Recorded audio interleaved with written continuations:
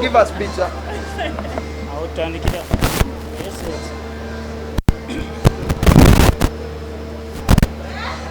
Check my being the artist of the month. Yes, thank you my fans. Thank you God. Thank you the media. Thank you everybody, producers. ADD tuchikoze nalonda ne malagwa jikbeno Herbal Skills. Wow. Kama Ivan. Yeah, man. What else? God, everybody. Superstar mwaka guno kutambule bulungi. Kakati briefly Uncle P atwagadde otubulire ku mbeera ya muganda waffe Joseph Mayanja legendary ali mu mbeera nkisawa zino kubanga tweyaliikiridde ensi yonna nyiikavu tetumanyi kigenda maaso.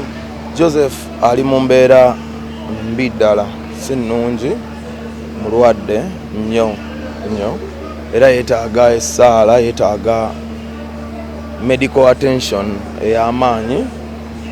Yes, twongere omusabira musajja mugumu ajja kuba bulungi.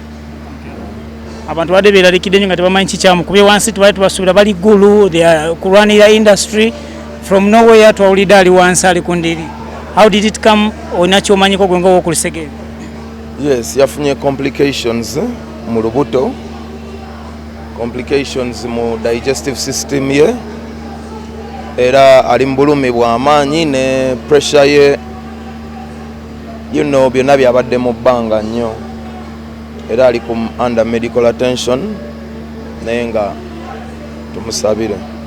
Ali mu ddwaliro kyakaseera kano Uncle P?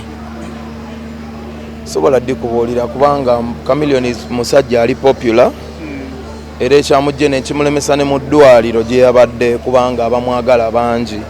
Ddwaliro yasuulayo ekibiro nga 2 ddwaliro netandika okujjula abamwagala nga baweze ku ddwaliro, so for his privacy n'okuba nti asobola okuwona bamugjeewo naye nga ali mu kujjanjabibwa mpola mpola.